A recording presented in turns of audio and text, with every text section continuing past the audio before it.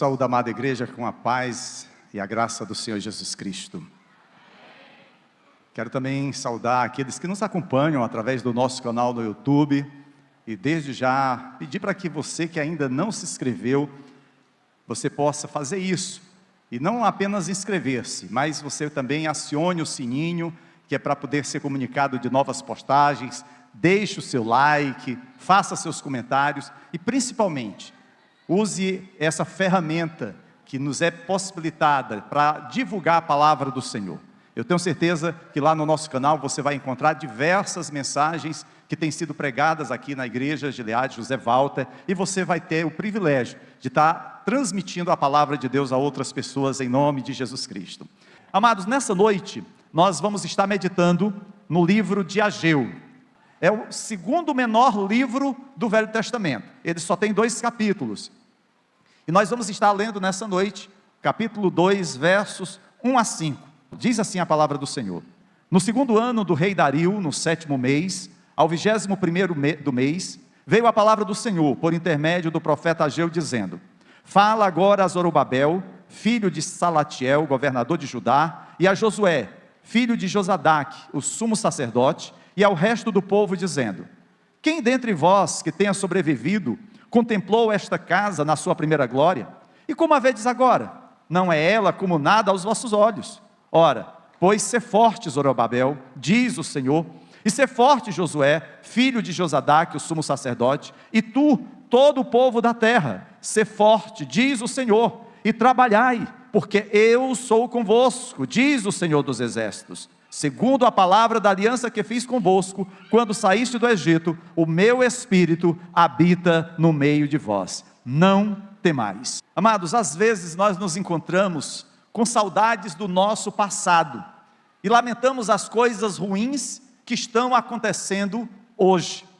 Eu lembro que quando eu cursava o primário, hoje se chama ensino fundamental, os principais problemas disciplinares na década de 70 eram falar alto, mascar chiclete, fazer barulho em sala de aula, correr nos corredores, sair da fila ou até mesmo jogar lixo no chão.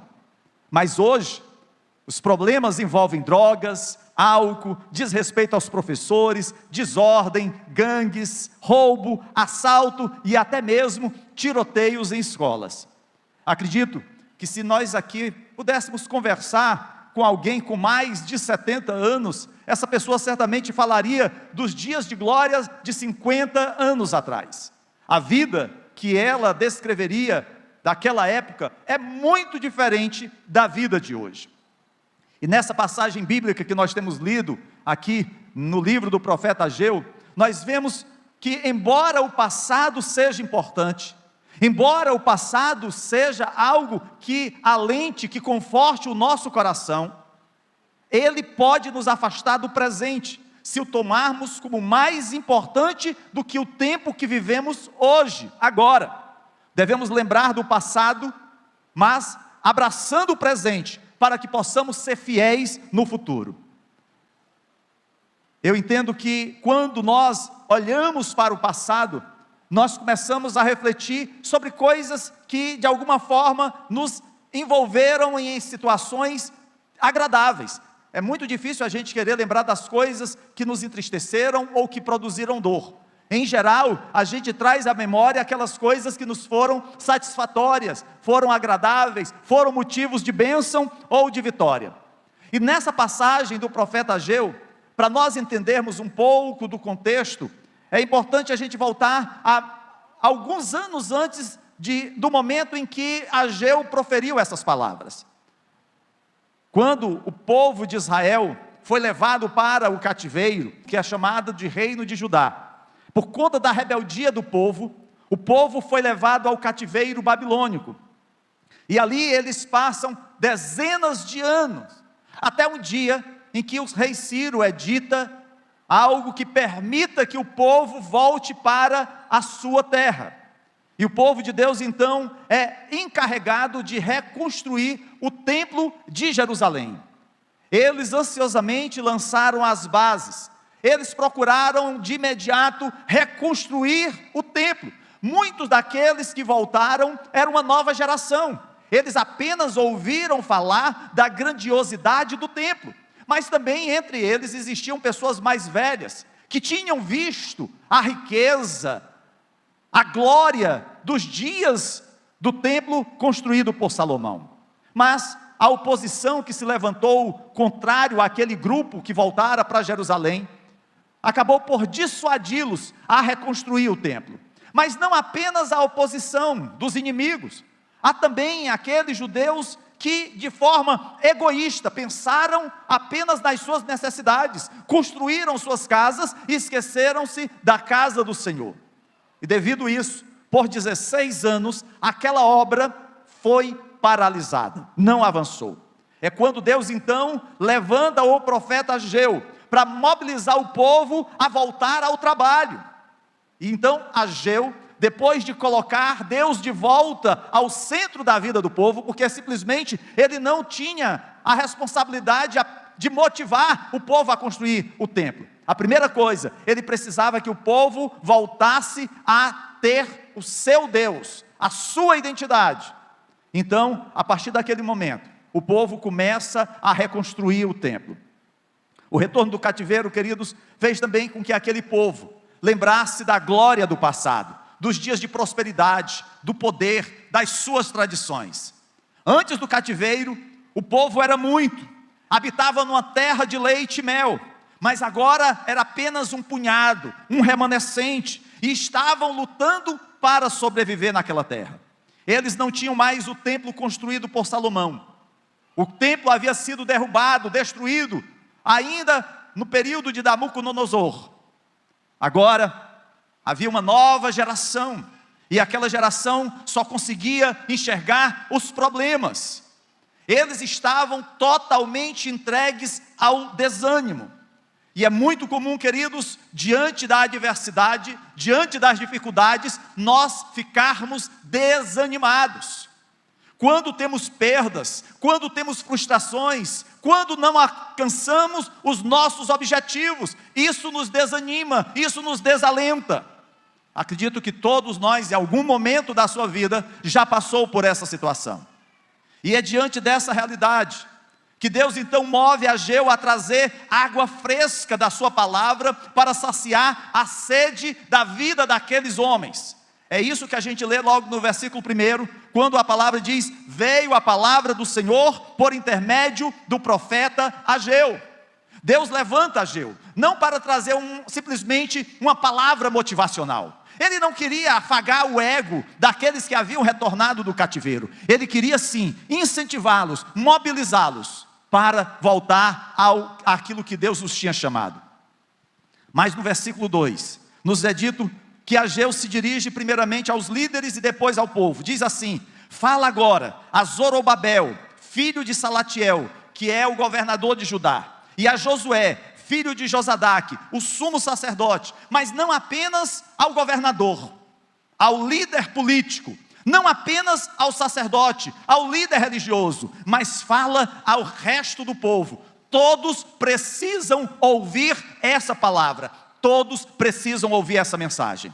Queridos, essa era a mensagem certa para as pessoas certas no momento certo. Aquela mensagem tinha um destinatário, aquele povo que voltava para do cativeiro. Essa mensagem tem um destinatário, a sua vida, a minha vida. Agora veja aí no versículo 3, diz assim: quem dentre vós que tenha sobrevivido contemplou esta casa na sua primeira glória? E como a vedes agora? Não é ela como nada aos vossos olhos? Deus sabia o que aquele povo estava sentindo, e por isso o Senhor queria que eles soubessem que o Senhor os entendia. Se há alguém que nos conhece, se há alguém que nos entende, essa pessoa é o Senhor. Às vezes nós nos sentimos abandonados, sozinhos. Pode ser que em meio à multidão você não encontre amparo, você não encontre socorro. Pode ser que você esteja vivendo um período de escassez na sua vida, mas eu quero te dizer que o Senhor jamais te abandona. Ele te entende, Ele sabe as tuas necessidades. Mas é exatamente nesses períodos de dificuldade, nesses períodos de escassez, nesses períodos de sofrimento, que o desânimo vem à nossa vida. Mas nós precisamos primeiramente entender o que causa o desânimo. E o primeiro passo para lidar exatamente com o desânimo, identificando as suas causas. E aqui no versículo 3, nós vamos encontrar 3 causas que geram o desânimo. A primeira delas é a comparação com o passado. Veja aí o versículo 3, a primeira pergunta do versículo 3. Quem dentre vós que tenha sobrevivido, contemplou esta casa na sua primeira glória? Certamente aqueles que retornaram do exílio, viram ou ouviram dos seus pais acerca de como era o templo de Salomão. Aqueles bons velhos templos de Israel estavam ainda bem preservados em suas lembranças. Pessoas no passado viam de longe para ver o templo, para ouvir a sabedoria de Salomão, para cantar louvores com os levitas em Jerusalém. Em nada se assemelhava o templo atual com o templo de Salomão.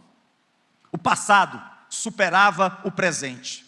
E como eles achavam que o passado era melhor, começaram a esmorecer, desanimar diante da tarefa à sua frente. Às vezes isso acontece conosco. Nós olhamos para o passado da nossa vida, em momentos em que nós tivemos grandes oportunidades e vitórias, e quando no presente estamos enfrentando lutas e dificuldades, isso nos causa tristeza, dor, abatimento, e não sentimos animados a prosseguir. O templo, o novo templo, não era nada parecido com o antigo. O novo templo não tinha a arca da aliança, não tinha os móveis de ouro, não tinha os querubins esculpidos, nem tampouco a Shekinah, a glória de Deus estava ali. Faltava bons materiais, até porque muito daquilo que havia sido trazido da Pérsia havia sido desviado pelos próprios judeus para as suas casas. Não havia dinheiro, havia oposição. Esdras, que é contemporâneo de Ageu, no seu livro, no capítulo 3, verso 12, diz assim: muitos dos sacerdotes, dos levitas, dos líderes de família mais velhos, que tinham visto o antigo templo, choraram em voz alta, quando viram o lançamento dos alicerces desse templo. Aqueles que tinham visto a beleza, a glória do templo de Salomão, vendo agora o novo templo, ficaram abatidos. Quando eu me lembro do passado como o melhor tempo da minha vida, o presente parecerá pior do que é. Tudo bem, queridos, quando nós olhamos para o passado, mas nós não podemos viver no passado. Devemos lembrar do passado enquanto abraçamos o presente, para que possamos ser fiéis no futuro. O tempo, queridos, ele traz suas marcas. E isso é com qualquer um de nós. Às vezes nós olhamos para o tempo da nossa juventude, e aí nós nos lembramos daquilo que podíamos fazer, e hoje já não conseguimos fazer, ou se fazemos, não fazemos da mesma forma, porque o corpo já não reage do mesmo jeito. Mas apesar disso, amados, aquele tempo que nos foi tão especial, que nos foi tão importante, ele teve o seu valor na nossa vida, mas hoje nós vivemos um novo tempo, e devemos valorizar esse tempo da nossa vida, como o melhor tempo que nós estamos vivendo. Além da tristeza decorrente da comparação com o passado e o presente, algo mais pode ter acontecido com aquele remanescente que voltara do cativeiro. Enquanto alguns estavam focados nas coisas boas do passado, outros poderiam se sentir mal de quanto erraram, porque o cativeiro babilônico foi decorrência do pecado. Deus permitiu que um inimigo os levasse para o cativeiro por conta da rebeldia do povo. E tudo o que eles tinham que nesse momento era olhar para o seu redor. Eles não tinham mais a fartura da produção do campo como no passado. Eles não tinham mais a cidade repleta, construída como no passado. Eles não tinham a beleza do templo como antes. Talvez você olhe, se contemple no espelho e você perceba as marcas do tempo na sua vida. Talvez você olhe e não se agrade do que está acontecendo na sua vida hoje. Mas eu quero lhe dizer que o maior bem na sua vida hoje não é o envelhecimento, porque isso faz parte da história de todo homem e de toda mulher. O maior bem que você tem é o seu relacionamento com Deus, e esse relacionamento ele pode ser melhorado, pode crescer a cada dia que passa. Nós não precisamos olhar com um ar saudosista do nosso primeiro amor, nós podemos viver o maior de todo amor hoje. Se você está preso à glória dos bons velhos tempos, ou se você está reproduzindo a dor do seu passado, é hora de deixar tudo para trás. Devemos lembrar o passado enquanto abraçamos o presente para que possamos ser fiéis no futuro. Precisamos fazer o que o apóstolo Paulo fez quando lembrou de suas realizações e fracassos passados, como está lá em Filipenses capítulo 3, versos 13 e 14, que diz: irmãos, não penso que eu mesmo já o tenha alcançado, mas uma coisa faço, esquecendo-me das coisas que ficaram para trás e avançando para as que estão adiante, prossigo para o alvo, a fim de ganhar o prêmio do chamado celestial de Deus em Cristo Jesus. Aquilo que é do passado, ele não vai mais voltar. Você precisa contemplar o amanhã, você tem que viver o presente com o seu olhar no futuro, prosseguindo para o alvo. Você não pode ficar mobilizado, imobilizado, você não pode ficar sem avançar. Mas a segunda causa que leva ao desânimo é o foco em falhas. Observe a segunda pergunta do versículo 3. E como a vedes agora? Você já reparou como é fácil encontrar falhas nos outros? Aquelas pessoas estavam relembrando os bons velhos tempos ao olhar para o novo templo. O templo estava sendo erguido, mas de uma forma tão precária, e fez com que aqueles que estavam trabalhando parassem a obra. Em vez de olhar para as coisas boas que poderiam construir, eles só enxergavam os defeitos, as falhas. Eles percebiam o negativo sem aplaudir o positivo. Alguns de nós sempre são assim. Só consegue ver o lado ruim. Pode ser que você faça 99% certo, mas o que vai chamar a atenção dessas pessoas é o 1% que você fez errado. Você pode agradar de todo jeito, mas naquilo que você não conseguiu agradar, é isso que ela vai passar para você. Encontramos, queridos, as falhas. Somos rápidos em criticar, porque em nossas mentes, algo ou alguém simplesmente não está à altura do nosso padrão. E às vezes nem mesmo nós estamos à altura do nosso padrão. É fácil focar nas falhas dos outros. Essa é uma causa que também leva ao desânimo. Porque quando nós vemos só o que é errado, só o que é negativo, quando nós apenas criticamos, quando nós não valorizamos o que é certo, o que é positivo, faz com que nós nos desanimemos. Isso é no casamento, porque a gente só vê a falha do nosso cônjuge. É na criação dos filhos, a gente só vê erro nos filhos. É no trabalho, com o relacionamento com o patrão ou com os empregados. É na igreja. Sempre tem coisas erradas. Se você liga todas as centrais, está muito frio. Quando desliga algumas centrais, está muito quente. Se liga todas as luzes, é muito forte, está me encandeando. Se apaga as luzes, está muito escuro. Há uma terceira causa, queridos, que leva ao desânimo: exagerar nas questões. Terceira pergunta, no verso 3, lemos: não é ela como nada aos vossos olhos?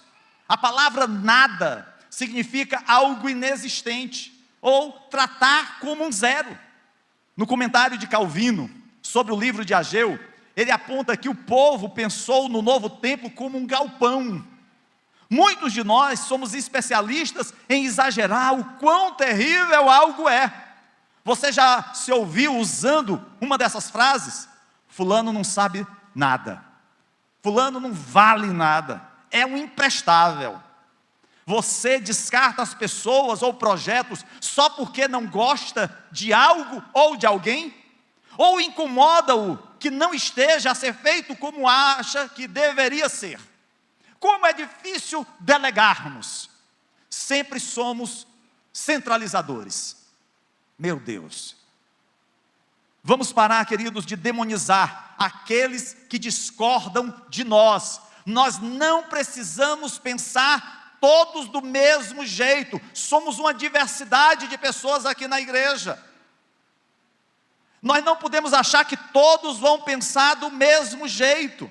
Podemos divergir sobre o time de futebol, podemos divergir sobre questões teológicas. A única coisa que não podemos divergir, amados, é acerca do Senhor Jesus na nossa vida. Jamais poderíamos abdicar dele como Senhor e Salvador das nossas vidas. Precisamos entender que não podemos tratar as pessoas como se elas não fossem nada, certificando-nos de que não trata a obra de Deus como se fosse algo inexistente. Deus nos tem chamado para realizar a sua obra e devemos fazer isso com excelência. E não há demérito em nada daquilo que nós fazemos para Deus.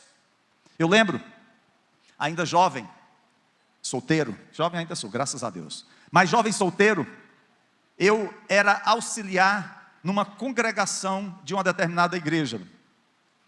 E aí, sempre havia reunião de pastores e líderes de todo o estado do Ceará. E eu fui convidado para ajudar.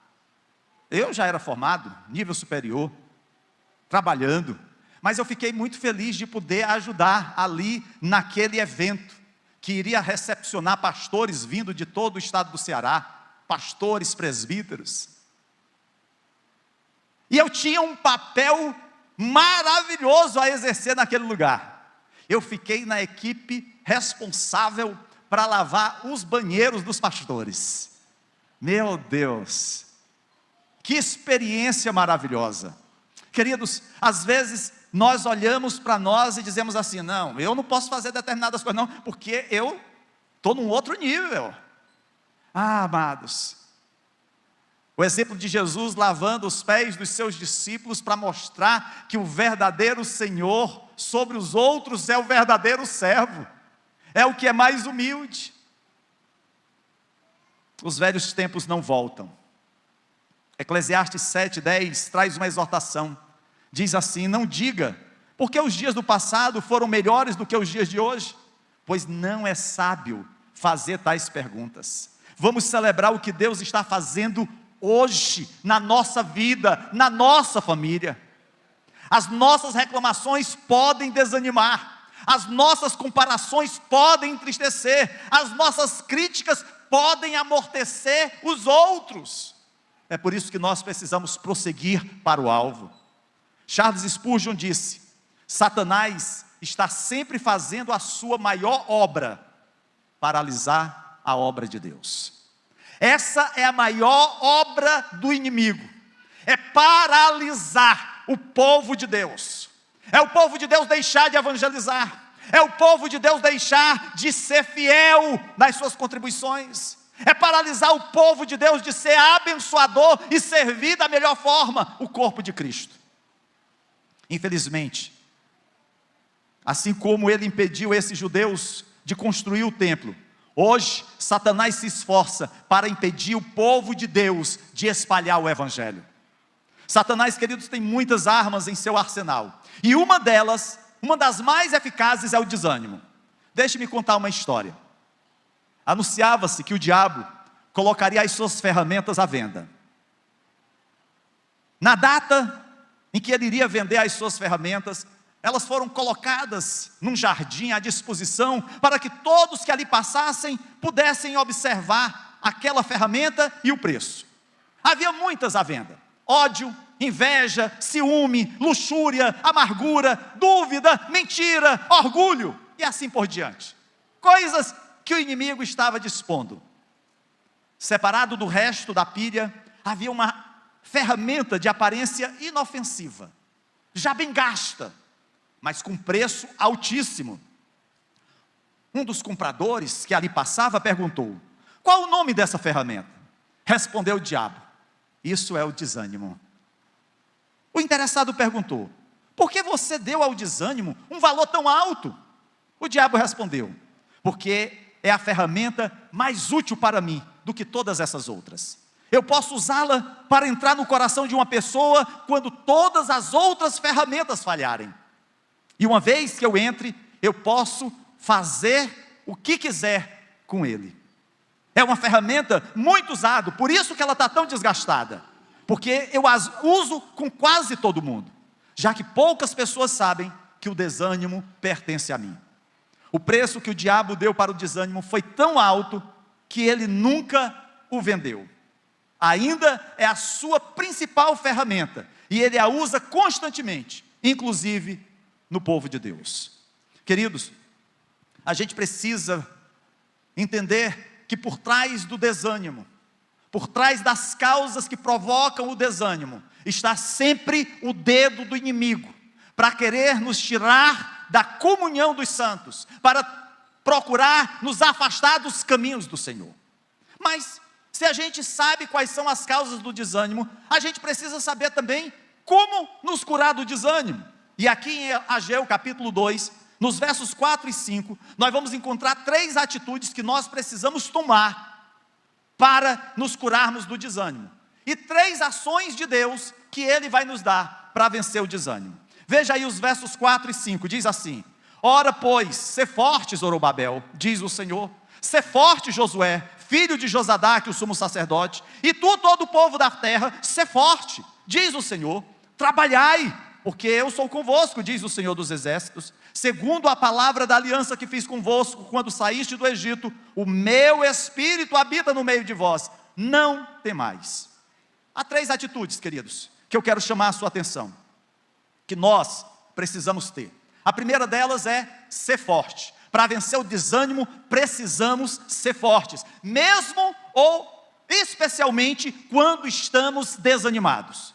No versículo 4, Deus fala por 3 vezes essa expressão ser forte. A primeira delas, dirigida a Zorobabel, o governador. A segunda delas, dirigida a Josué, o sumo sacerdote. E a terceira vez, a todo o povo. A palavra forte pode também ser traduzida por corajoso. A ordem, queridos, começa com os líderes, a ordem começa com os pastores, mas não se restringe às autoridades, é para todos nós.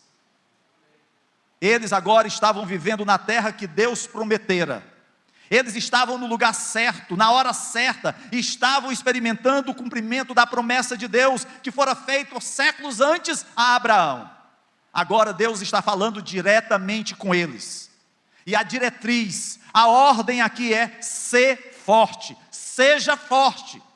É interessante porque essa expressão, lá no livro de Josué, capítulo 1, verso 9, quando o povo estava para adentrar a terra da promessa, quando o povo tinha a responsabilidade sobre garantir aquilo que havia sido prometido a Abraão, Isaque e Jacó, o Senhor fala a Josué: não fui eu que lhe ordenei?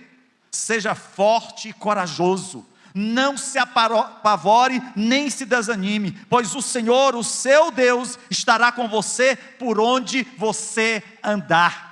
Você está desanimado, o que Deus está te dizendo nessa noite, que é responsabilidade tua, não é do teu cônjuge, não é dos teus irmãos, não é do pastor, é você que precisa ser forte,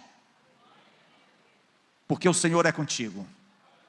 A segunda atitude do povo de Deus, que é encontrada aqui, está no verso 4, trabalhai.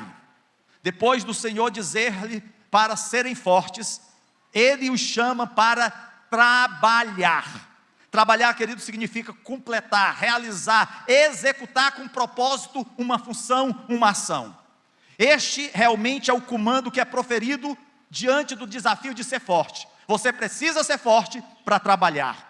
Eles foram enviados de volta à terra para um propósito específico. Eles não voltaram apenas por conta da misericórdia de Ciro. Eles não voltaram apenas para ser mais um agrupamento de pessoas na terra de Israel. Não!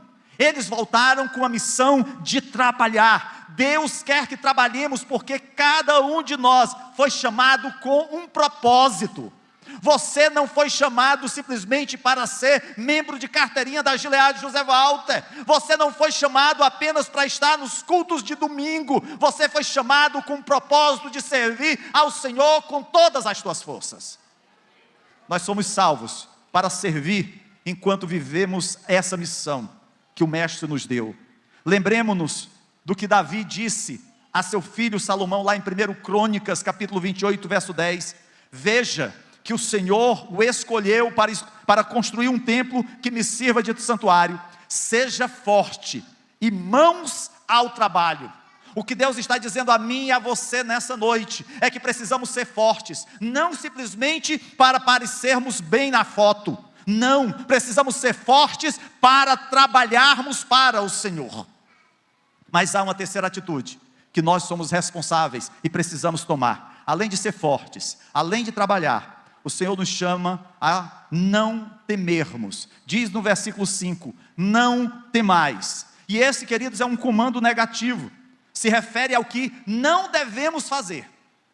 O Senhor está dizendo ao povo amedrontado, aquele povo que retornara do cativeiro, que vivera na escravidão, aquele povo que perdera a identidade nacional, aquele povo que não estava habilitado a pegar em armas, aquele povo que chega na sua terra e encontra inimigos morando ali, se sente amedrontado. O que é que tem causado medo em nós? Medo do desemprego, medo da doença, medo da morte, medo da traição, medo do futuro. A palavra de Deus para nós nessa noite é: não temais. Não deixe que medos ou apreensões desencorajadoras tenham lugar na sua mente. Não deixe que tuas mãos sejam enfraquecidas pelos temores. Quando o medo se levantar, creia que você tem um Deus que é maior do que qualquer dificuldade. Confie nele. Ele está sempre presente para nos ajudar. Daí o Senhor declarar no livro do profeta Isaías, capítulo 41, verso 10: não temas, porque eu sou contigo. Não te assombres, porque eu sou o teu Deus. Eu te fortaleço e te ajudo e te sustento com a destra da minha justiça. Esse é o nosso Deus. Não temais. Essas, queridos, são as 3 ordens: ser forte, trabalhai, não temais, que se referem a atitudes que nós precisamos tomar para vencermos o desânimo. Mas o que é especial, o que é maravilhoso, é que Deus também reserva ações dele para nos garantir a vitória. A sua primeira ação se encontra no versículo 4. Ele diz: eu sou convosco, diz o Senhor dos exércitos. Queridos, a primeira razão pela qual devemos ser fortes é que a presença pessoal do Senhor está conosco.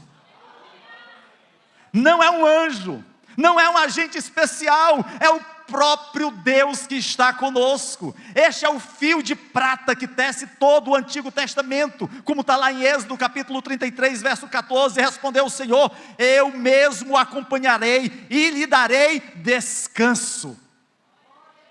Lá no Novo Testamento, o Senhor Jesus recebeu o nome de Emanuel, lá em Mateus capítulo 1, verso 23, que significa Deus conosco. E lá em Mateus capítulo 28, verso 20, quando o Senhor estava prestes a subir aos céus, Ele diz assim: e eu estarei com vocês até o fim dos tempos. O nosso Deus não é um Deus distante, não é um Deus que se esqueceu do seu povo, é um Deus presente, é um Deus conosco, é o Emanuel do Senhor. Há uma segunda ação que Deus fará pelo seu povo. A sua aliança pessoal é para nós. Diz no versículo 5: segundo a palavra da aliança que fiz convosco. Queridos, a expressão a palavra da aliança significa que Deus prometeu ser o nosso protetor. Mas não apenas o nosso protetor, o nosso provedor. Não apenas o nosso protetor, Ele é o nosso Senhor e o nosso Salvador. Deus mantém todas as promessas que Ele já fez ao seu povo. Ele não esquece de nós, desde que essa aliança foi feita. E é interessante, porque o autor da carta aos Hebreus, no capítulo 8, verso 6, diz que agora, o ministério que Jesus recebeu é superior ao deles, assim como também a aliança da qual Ele é mediador, é superior à antiga aliança, sendo baseada em promessas superiores. Em outras palavras, a aliança que o Senhor Jesus fez com a sua igreja é superior à antiga aliança celebrada com Israel. Hoje nós estaremos participando da ceia, e a ceia simboliza a nova aliança, com o sangue derramado na cruz do Calvário, não o sangue de animais, mas o sangue do Cordeiro de Deus que tira o pecado do mundo. Há uma terceira ação que Deus fará pelo seu povo. Seu Espírito está dentro de nós. Veja no versículo 5, o meu Espírito habita no meio de vós. Queridos, essa é uma das poucas referências ao Espírito Santo no Antigo Testamento, e é um lembrete de que tudo o que fazemos é pelo poder de Deus, não pelo nosso.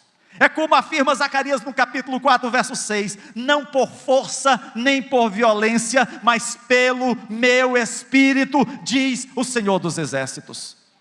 Nós temos, queridos, outra enorme vantagens quando comparados com os crentes do Antigo Testamento, porque Jesus prometeu que o Espírito Santo não apenas estaria entre nós, mas o Espírito Santo habitaria dentro de nós. Nós somos morada, nós somos habitação, nós somos templo do Espírito Santo. Lá em João capítulo 14, versos 16 e 17 diz: e eu pedirei ao Pai, e Ele lhes dará outro conselheiro para estar com vocês para sempre, o Espírito da verdade. O mundo não pode conhecê-lo, porque não o vê nem o conhece, mas vocês, todos nós o conhecemos, pois Ele vive com vocês e estará em vocês. Aleluia. Essa é uma promessa que Deus nos dá. Devemos lembrar o passado enquanto abraçamos o presente, para que possamos ser fiéis no futuro. O ontem, queridos, é história. O amanhã é um mistério. O hoje é um presente. É por isso que o chamamos de presente. É um presente de Deus para a sua vida. É você viver esse momento tão especial que Deus te concede para viver. Você não pode trazer o passado de volta, mas você pode trazer Deus de volta à sua vida. Talvez no passado você já teve um encontro com o Senhor, mas as coisas do mundo te afastaram dos caminhos de Deus. Eu quero te dizer que hoje é noite de reconciliação. Deus só envia seu povo em uma direção: avante, para frente, para o alvo, para Sião celestial. Estes, queridos, são os dias de glória, com Cristo no centro da sua vida. Estes podem ser os bons dias, os melhores dias da tua vida. Dê o próximo passo, e depois o próximo, e o próximo, e o próximo, sabendo que você está prosseguindo para o alvo. O que Deus está chamando você para fazer? Eu quero concluir esse sermão com uma história de uma criança, Har May-Wari, desculpe a pronúncia, que viveu na Pensilvânia, nos Estados Unidos, no final do século XIX. Ela viveu perto de uma igreja. Naqueles dias eram poucas igrejas, e as igrejas, elas eram muito procuradas. Havia realmente um temor pela pregação da palavra do Senhor. E aquela criança então buscou participar da escola bíblica, mas era uma igreja pequena, e eram tantas pessoas que ela não conseguia entrar. Estava muito lotada. E o pastor daquela igreja, de nome Conwell, disse a ela que um dia eles teriam um templo grande o suficiente para permitir que todos pudessem participar dos cultos. Algum tempo depois, Har May adoeceu e morreu. O pastor Conwell foi convidado a fazer o funeral daquela criança.